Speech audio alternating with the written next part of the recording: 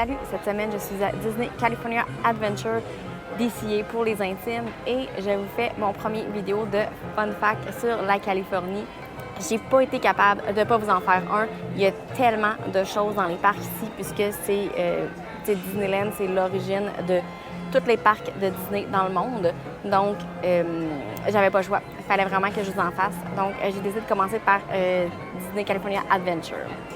Et je vais commencer tout de suite avec mon fun fact numéro 1. On peut voir un tramway derrière moi et je vais vous faire une image claire. Il est écrit 717 sur le tramway. En fait, c'est le numéro du tramway. Et le 717 représente le 17 juillet. Donc, c'est l'ouverture de Disneyland en Californie, du premier parc en Californie, donc vraiment Disneyland. Donc, ils ont décidé de faire une petite mention au parc original ici dans le parc de Disney California Adventure. Fun fact numéro 2. Derrière moi, il y a un market. Ça s'appelle le Mortimer Market. Et le nom vient du fait que, au départ, Mickey s'appelait Mortimer. Donc, encore une fois, ils ont ramené la base ici à California Adventure. Donc, Mortimer, c'est pour le premier nom de Mickey Mouse. Fun fact numéro 3. Tout juste derrière moi, il y a une pancarte et dessus, il y a 9 noms décrits, 9 noms de famille. Dans le fond, ces 9 personnes-là, ce sont les 9 premiers animateurs qui ont travaillé pour Disney. Donc, ceux qui ont fait les animations des films qu'on connaît aujourd'hui. Il y a vraiment des noms très connus et entre autres, Davis, qui est aussi Mark Davis. Lui, c'est lui qui a fait l'animation, qui a créé en fait Clochette et Maleficent. Lui, c'était l'homme des dames. Donc, c'est lui qui dessinait beaucoup de femmes dans les dessins animés de Disney. Donc, c'est les 9 originaux. Fun fact numéro 4. Dans le Starbucks, qui est tout juste derrière moi, près de où on peut recevoir nos commandes, il y a des cadres. Et sur un des cadres, on peut voir le Tip Top Club. En fait, ça, c'est le club qui était dans Tower of Terror. Dans le fond, c'est dans l'histoire de Tower of Terror, il y a un spectacle qui va avoir lieu le soir de l'Halloween et finalement, la foudre touche la tour et on connaît la suite. Mais ici, dans le fond, ils ont changé Tower of Terror pour que ce soit Guardians of the Galaxy Mission Breakout, qui, soit dit en passant, est vraiment le fun. Eh bien, malgré ça, ils ont décidé de garder le cadre dans le Starbucks pour faire un petit rappel à ce qui était là avant, donc Tower of Terror. Fun fact numéro 5. Dans Mike and Sully to the Rescue, qui va bientôt fermer pour faire place à de la nouveauté, eh bien, il y a une scène où on est au travers de plein de portes et on a la petite Boo qui est en train de cogner avec un bâton de baseball sur Randall. Et à chaque fois qu'elle le cogne, il change de couleur. Donc, il se camoufle de différents motifs. Parmi les motifs qu'il peut avoir, on retrouve le papier peint de Haunted Mansion, donc mauve avec les dessins noirs, et aussi les nuages de Toy Story, donc le fameux papier peint de nuages qu'on peut retrouver dans Toy Story. Il peut l'être aussi. Donc, je l'ai faite. J'ai un petit vidéo, mais j'ai pas réussi à pogner ni un ni l'autre.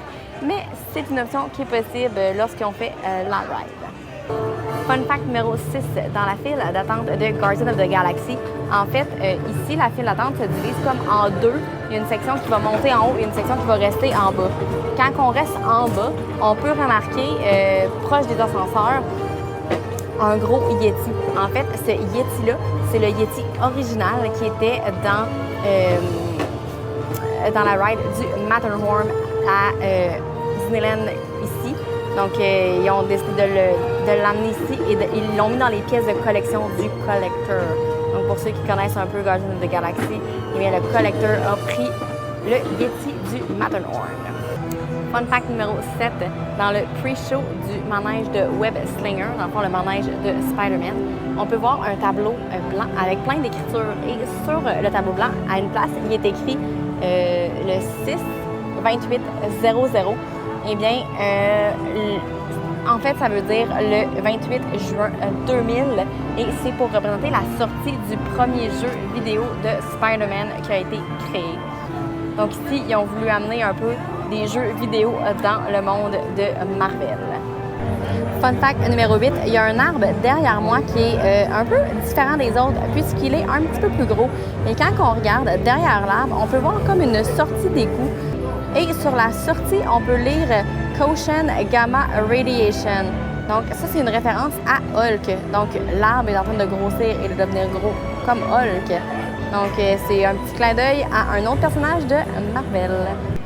Fun fact numéro 9.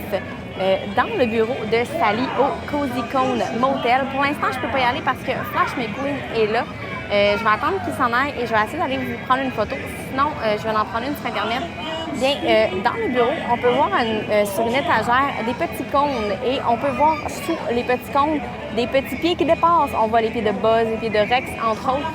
Donc ça, c'est pour faire une référence à Toy Story 2 lorsque les jouets s'enfuient du magasin de jouets et traversent la rue dans des cônes. Donc je vais aller essayer de vous montrer ça, sinon je vous mets une photo tout de suite.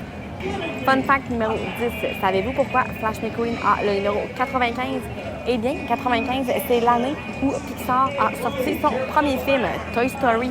Donc ça a été ce qui a lancé vraiment les studios Pixar. Donc, quand le film Cars a été créé, ils ont décidé de donner le numéro 95 à Flash McQueen en référence à leur début.